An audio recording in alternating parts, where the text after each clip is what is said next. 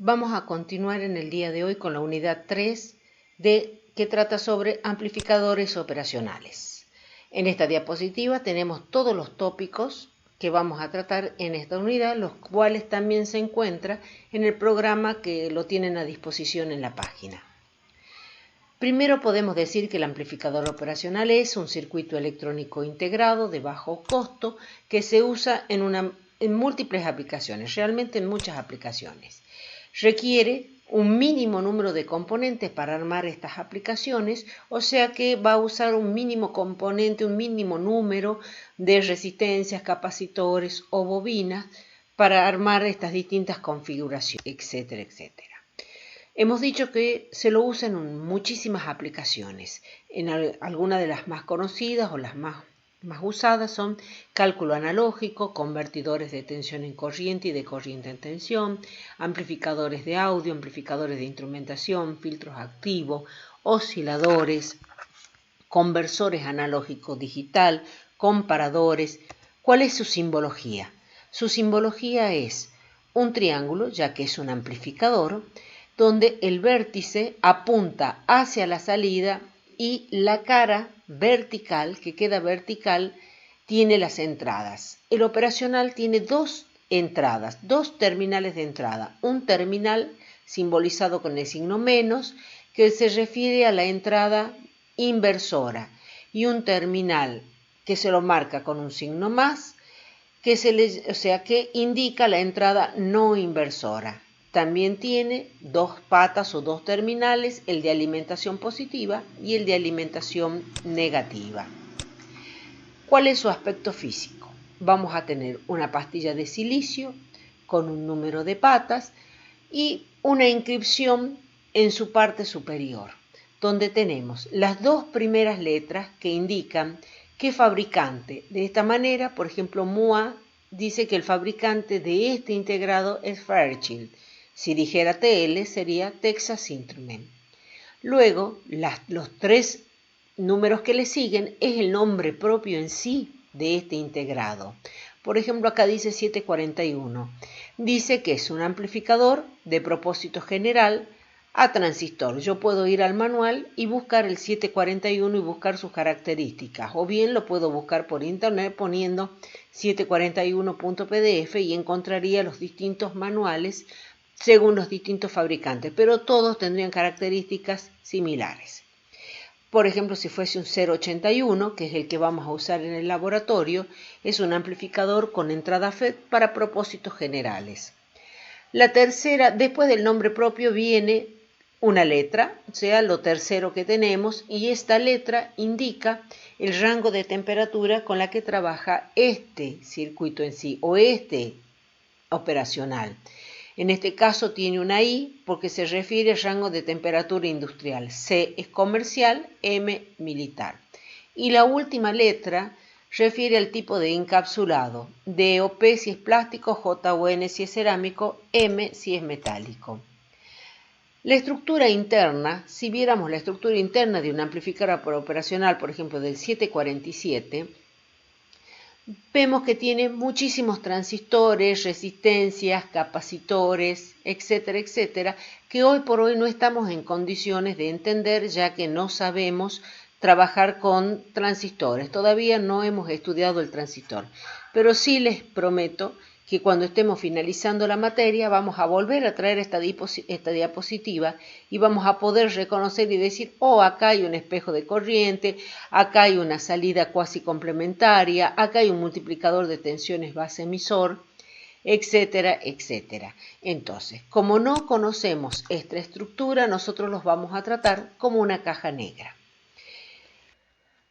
Vamos a continuar viendo cómo es su aspecto real este encapsulado de 8 patas. Entonces tenemos una primera imagen a la izquierda donde vemos que un encapsulado tipo metálico, que actualmente este ya no se fabrica, pero posiblemente si desarman algún equipo pueden encontrar integrados de estas características. Luego tenemos los dos siguientes, son con encapsulado plástico, los típicos pastillas de silicio con patas metálicas, donde la diferencia es que el de la derecha es para montaje superficial. Podemos observar en ambos que tienen un puntito, una muesca, o bien en el caso del metálico una lengüeta, que es el indicador de la pata número 1. A partir de ahí, y en sentido antihorario, se cuentan el número de patas. Entonces, donde está el punto o la muesca, tendremos la pata 1 y en sentido antihorario encontraremos 6, 7, 8, etcétera, según el número de patas que tuviese el operacional. En este caso, la pata 2 es la entrada inversora, la pata 3 corresponde a la entrada no inversora. ¿Y de dónde hemos sacado esta configuración? Muy bien, del manual o bien de una página de internet poniendo el nombre del integrado continuado de .pdf y aparecerán las distintas páginas que traen las hojas de datos del integrado o datasheet. Veamos cómo se conecta este integrado. Tiene la entrada no inversora, la entrada inversora y lo principal es que este es un elemento activo. ¿Qué significa elemento activo? Que si no le pongo batería, pila, fuente de alimentación, no funciona. O sea que sin baterías, pila o fuente, la tensión de salida es 0. Otra característica importante es que todas las masas están referidas a la misma masa. ¿Sí? O sea, no hay distintas masas, sino que todas las entradas, la tensión de entrada inversora, la de no inversora, de la salida y de las fuentes de alimentación están referidas a una misma masa. Veamos, ¿no es cierto?, cómo vamos a trabajar este amplificador operacional cuando acabamos de ver que adentro tiene una cantidad de elementos que desconocemos hasta el momento.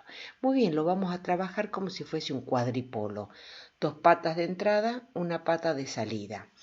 Donde este cuadripolo lo vamos a asumir adentro, modelizando el amplificador operacional, que adentro se comporta como una fuente de tensión controlada por tensión, como la que vimos en la unidad 2.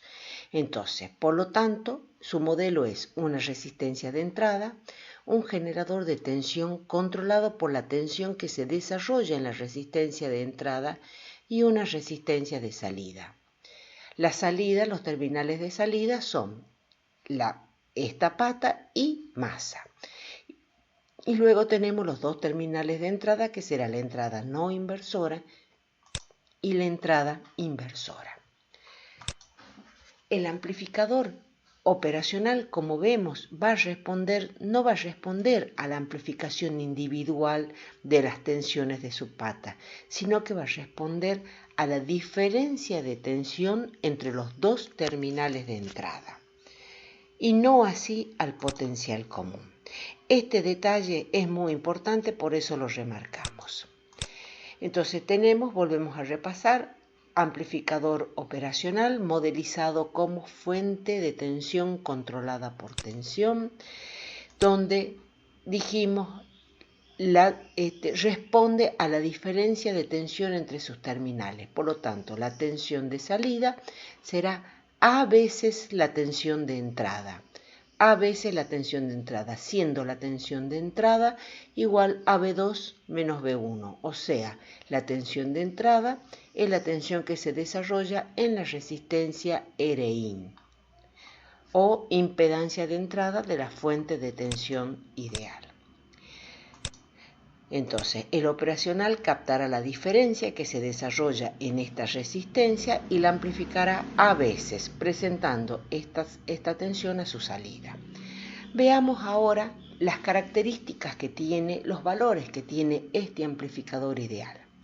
Tiene ganancia de tensión infinita, ancho de banda infinita, impedancia de entrada infinita, o sea, Rin infinito, impedancia de salida R0, 0, tensión máxima de salida acotada a la tensión de fuente, más menos VCC, y tensión de offset de entrada 0. ¿Qué significa el offset? Significa que si tengo 0 voltios a la entrada, debería tener 0 voltios a la salida. En realidad, estos son los valores de un amplificador de tensión, de un amplificador operacional ideal. El amplificador real El operacional real va a tener valores distintos, pero por ejemplo en vez de tener una ganancia infinita va a tener un valor muy grande, por ejemplo 500.000 veces. El ancho de banda sí no va a ser infinito y vamos a encontrar amplificadores operacionales apropiados para trabajar en zonas de baja frecuencia o en zonas de frecuencias medias. La impedancia de entrada no va a ser infinita, pero sí muy grande, y la impedancia de salida no va a ser 0, pero sí muy pequeña, como 10, 20, 50 ohmios. Vamos a un detalle muy importante. Hemos dicho que el amplificador es un elemento activo. Por lo tanto, vamos a ver cómo es su curva transferencia. Entonces tenemos en el eje de las Y la tensión de salida y en el eje de las X tensión de entrada.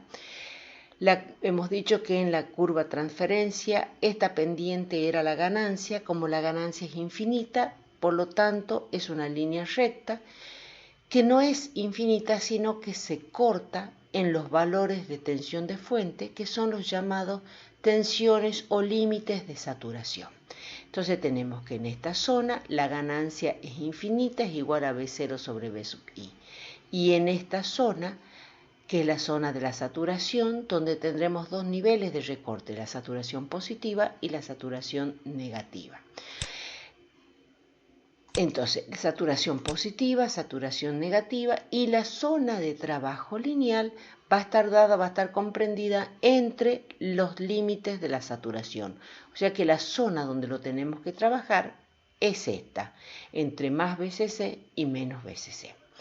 Este es el amplificador ideal. El amplificador real, hemos dicho que no va a tener ganancia infinita, pero sí un valor muy grande, por lo tanto, la pendiente de la curva va a ser más chica, lo cual quiere decir que la curva se acuesta un poquito. Y en cuanto a la saturación, vamos a ver de que no llega exactamente a la tensión de fuente, sino que es 1 o 2 voltios por debajo de la tensión de fuente. Esto es lo que hace la diferencia entre un amplificador ideal y un amplificador real.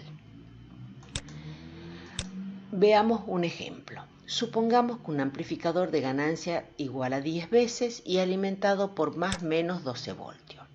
Si le pongo una tensión de entrada de 1 voltio, que es la azul es la tensión de entrada, la salida, que está en la gráfica roja, tendrá una amplitud en su pico de 10 voltios. Amplifica 10 veces, ¿sí? Con una tensión de 1 voltio. Muy bien, ahora vamos a aumentar la tensión de entrada y lo vamos a llamar, por ejemplo, a 1,5 voltios. Si yo multiplico la tensión de entrada, que es 1,5 por la ganancia, que es 10, quiere decir que en el momento que la tensión tiene un pico, la tensión de salida debería valer 15 voltios. Pues bien, acabamos de decir que de ninguna manera se puede obtener tensiones superiores a la tensión de saturación. Por lo tanto, lo que va a ocurrir es que recorta el pico al máximo valor o a la tensión de saturación. En este caso, como es una simulación real, realizada con un microcap, esta no está recortando a los 12 voltios, que es la tensión de fuente, sino que está recortando 1 voltio por abajo, que es aproximadamente unos 11 voltios. Este concepto del recorte y de la saturación, o sea, obviamente es muy importante porque esta señal de salida tiene lo que se llama distorsión por saturación o distorsión por recorte de fuente. Obviamente esta señal roja va a tener componentes que no están presentes a la entrada. A la entrada hay una única componente de 1 kHz, ¿sí? Y amplitud 1,5 voltios. A la salida va a haber seguramente la componente de 1 kilo y luego las armónicas, segunda, tercera, cuarta, quinta, o sea, componentes en 2 kilos, 3 kilos, 4 kilos, 5 kilos, etc. Este concepto, habíamos dicho, de saturación es muy importante, no solo porque la señal de salida va a estar distorsionada, sino porque también nos indica que en ningún momento dentro del circuito puede haber tensiones superiores a la tensión de fuente. Si estamos calculando un circuito y encontramos que la tensión de salida vale 28 voltios cuando la fuente es de 12, quiere decir que hemos cometido un error. Es una alerta que nos tiene que hacer volver hacia atrás a revisar dónde se ha cometido el error de cálculo. ¿sí? Entonces, muy importante este hecho que no solo vale para los amplificadores operacionales, sino que vale para todos los circuitos que vamos a trabajar con dispositivos activos. Modos de trabajo del operacional. Aplicaciones no lineales. Dentro de las aplicaciones lineales tenemos los amplificadores, los sumadores, el amplificador diferencial, etcétera, etcétera. Como dentro de las aplicaciones no lineales tendremos los usos en aplicaciones digitales como comparadores, conversores y también la realización de osciladores, pero las aplicaciones no lineales mayormente no son ejemplo. Sea un amplificador operacional alimentado de ganancia igual a 100.000, alimentado con una fuente más media salida es 12 voltios. Entonces voy a calcular cuál es la máxima tensión de entrada que puedo poner para no sobrepasar el límite de los 12 voltios. Entonces digo, tensión de entrada es igual a tensión de salida sobre ganancia, calculo, pongo los valores y me sale que la máxima tensión de entrada que puedo poner es de 12 microvoltios. Si yo pongo 12,1 microvoltios, la salida va a empezar a estar recortada y por lo tanto el amplificador va a distorsionar. Esto quiere decir que, ¿no es cierto?, con una mínima, ¿no es cierto?, con una tensión muy pequeña, este amplificador satura. Pero vamos, el ruido tiene valores superiores a 12 microvoltios. Entonces, si con una ínfima tensión de entrada el amplificador satura, quiere decir que así como está, este amplificador no sirve para trabajarlo en aplicaciones lineales. Por lo tanto, seguramente algo va a haber que hacer para poder usarlo como un amplificador lineal. Ese algo que se le hace se llama realimentación negativa. ¿Y qué es la realimentación negativa? Bueno, realimentar negativamente, acá lo tenemos al amplificador, consiste en tomar una muestra de la señal de salida e introducirla a la entrada de forma tal que se reste con la señal de entrada. Esta realimentación negativa puede ser de tensión, de corriente, de lo que sea, donde la red beta es lo que proporciona una parte, o sea, toma la señal de salida e introduce una parte, ¿sí?, a la entrada de forma tal que se reste de señal de salida. Estamos llamando X al parámetro porque podría ser tensión o corriente. ¿Sí? Tenemos XS, señal de entrada, X0, señal de salida, XF le llamamos a la señal que se realimenta, la cantidad de señal que se realimenta, F por feedback, y XI a la señal que realmente le ingresa al amplificador, siendo XI igual a XS menos XF. A es la ganancia del amplificador sin realimentación, o sea, es lo que el fabricante me brinda en el manual. Y beta es el coeficiente de realimentación o relación de la realimentación, o sea, XF sobre X0. Todas las aplicaciones lineales que usa el amplificador operacional van a tener que estar realimentados en forma negativamente, o también alguna bibliografía le llama a esto retroalimentación. Entonces nos tiene que quedar clarito que para que el amplificador trabaje en forma lineal va a tener que estar conectado de tal suerte que va a tener realimentación negativa. Veamos un ejemplo. Tengo un amplificador no inversor, por ejemplo. ¿Por qué digo que es un no inversor? Porque la señal a amplificar o la señal de excitación B sub S está conectada a la pata no inversora. Entonces, este amplificador llamado no inversor, y vamos a decir que tiene el lazo de realimentación beta formado por las resistencias R1 y R2. Y tengo la salida. Supongamos que por algún motivo la salida aumente, que ese motivo sea por calor, por aumento de tensión, por algún motivo, aumento de tensión de alimentación, estaba por decir, por algún motivo aumenta la tensión de salida.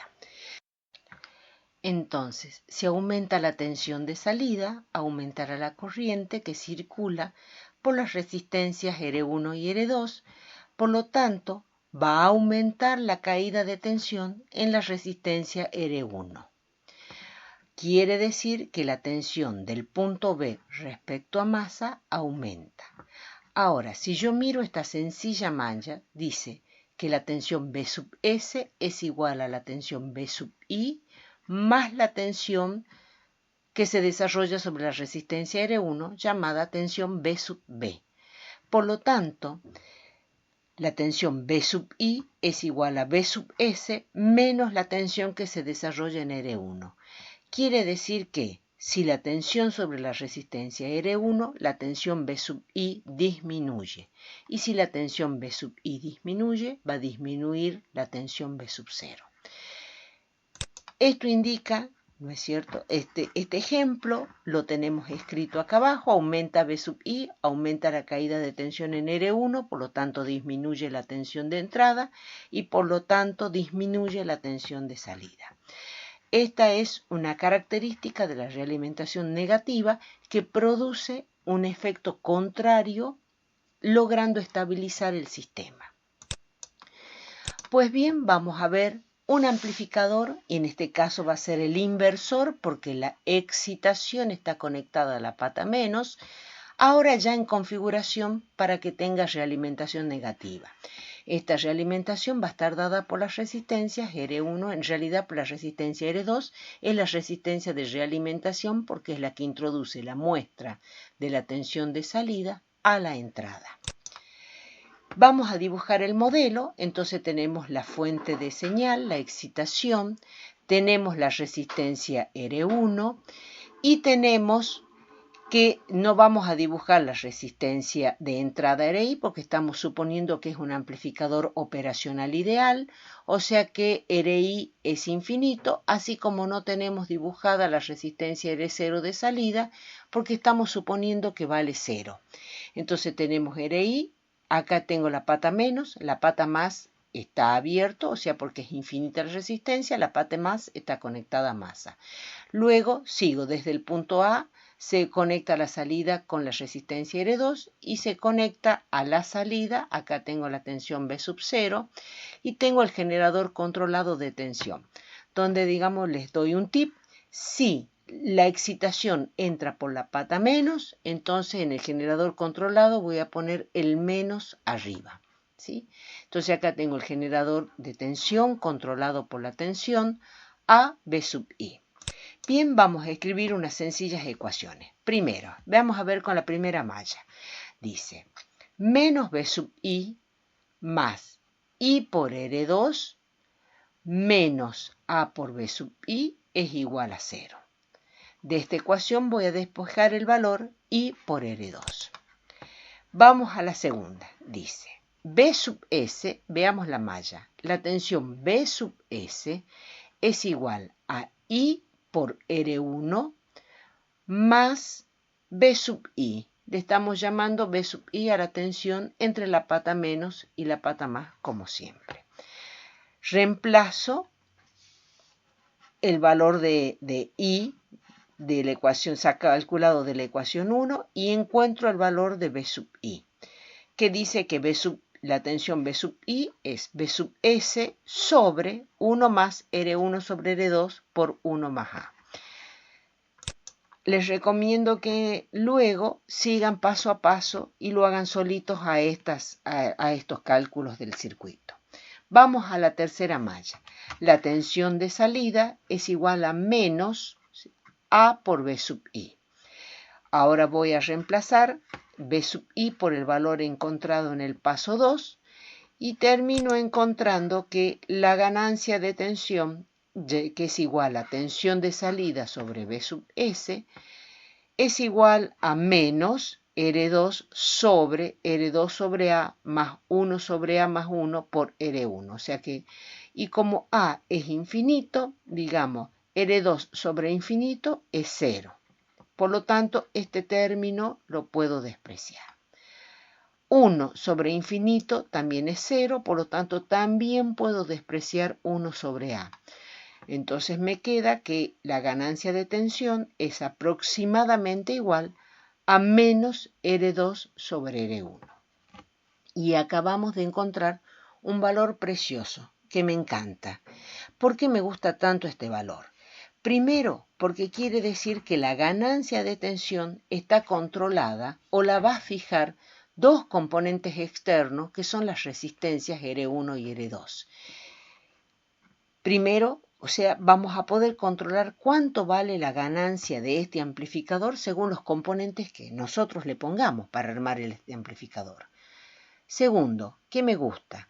Resulta que las resistencias tienen poca variación de su valor con el paso del tiempo. Por lo tanto, quiere decir que hoy y dentro de 10 años, este amplificador va a ganar exactamente lo mismo. ¿Qué más podemos decir? Prácticamente la variación del valor óhmico de la resistencia con las frecuencias es nulo, a menos que trabajemos obviamente a frecuencias muy altas, pero prácticamente esa dependencia es nula, por lo tanto quiere decir que tiene un ancho de banda muy grande, o sea que la ganancia de tensión no va a variar con la frecuencia.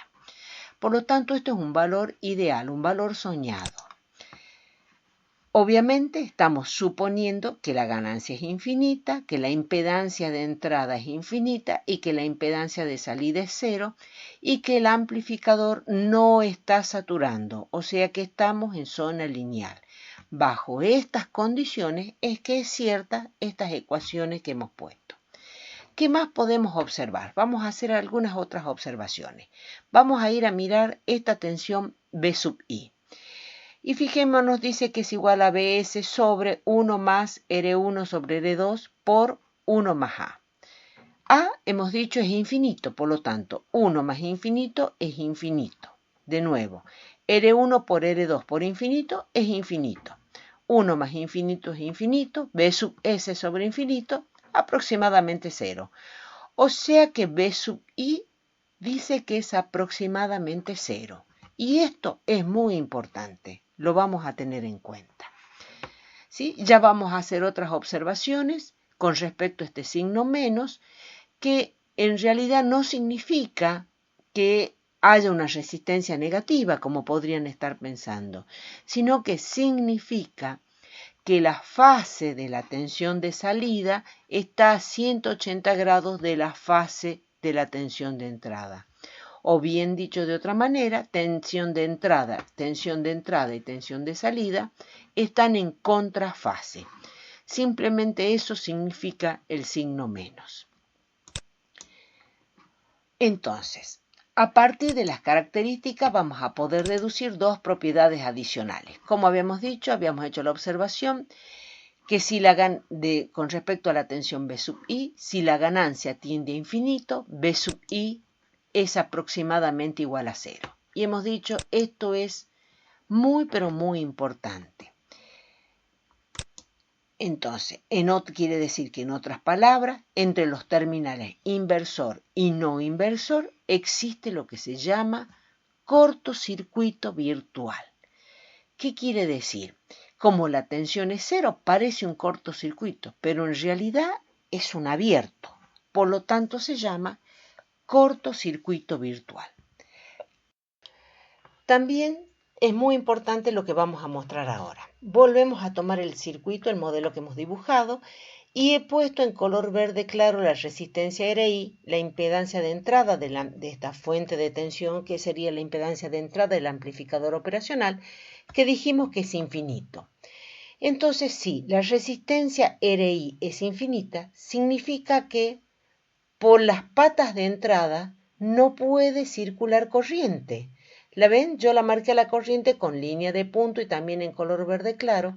Quiere decir que esta corriente es inexistente y por lo tanto la corriente que tira este generador B sub S circulará a través de R1 y de R2 y nada se derivará a través de RI. Esta condición es muy importante y entonces la repetimos. No existe, como la impedancia de entrada del amplificador operacional es infinita, no existe flujo de corriente por sus patas de entrada. O sea, que al amplificador operacional no le entra ni le sale corriente por sus patas de entrada. Estas dos propiedades, o sea, esta y la de la tensión de entrada igual a 0, son las que integran el concepto de cortocircuito virtual. Se le llama axiomas del comportamiento del amplificador operacional, y con este axioma vamos a trabajar para deducir el comportamiento de todos los circuitos y para hacer el análisis de todos los circuitos que tienen comportamiento lineal. Por ejemplo, dibujamos una configuración que es la no inversora ya conocida y vamos a decir que los axiomas del cortocircuito virtual me dicen que la tensión B sub I entre las patas de entrada es 0 y que no entra ni sale corriente por los terminales más y menos. Por lo tanto, la corriente circula exclusivamente por R1 y R2. Veamos qué me dice acá. Entonces, el cortocircuito virtual me dice que la tensión entre la pata más y la pata menos es 0 y que no entra ni sale corriente por las patas de entrada. Quiere decir que la misma corriente que circula por R2 es la misma que circula por R1 y nada se deriva por la pata menos. O sea, esta corriente I hace exclusivamente este camino. También me está diciendo que este generador de tensión no está entregando corriente sobre esta pata. Y que como la tensión B sub I es 0, la tensión B sub S se aplica íntegramente sobre la resistencia R1. Entonces, estos axiomas me van a servir para analizar y calcular los circuitos. Entonces, tenemos que aclarar que cuando se cumplen los axiomas, el amplificador operacional es independiente de la ganancia interna del amplificador operacional y dependerá únicamente de los valores de los componentes externos. Lo mostramos con el caso que desarrollamos donde la ganancia valía el coeficiente entre R1 y R2. O sea, insisto, la ganancia del amplificador se va a independizar del valor de la ganancia del circuito del componente según cortocircuito virtual, si y solo si se cumple. Está realimentado negativamente y esta condición, como ustedes todavía no están en condiciones de analizar si la realimentación es positiva o negativa, no tienen todos los elementos de análisis, les vamos a garantizar que los circuitos que nosotros vamos a trabajar en la materia van a tener realimentación negativa. Entonces, primero, está realimentado negativamente. Segundo, el valor de la tensión de salida no sobrepasa las tensiones de alimentación y estos dos me garantizan el comportamiento lineal. Ahora bien, si alguna de estas dos condiciones no se cumpliera, entonces la tensión de entrada B sub I deja de ser 0 y el amplificador pasa a un modo de funcionamiento no lineal. Por lo tanto, en este caso, no se podrá aplicar el método del cortocircuito virtual para el cálculo de circuitos o para el tratamiento de los circuitos con amplificador operacional.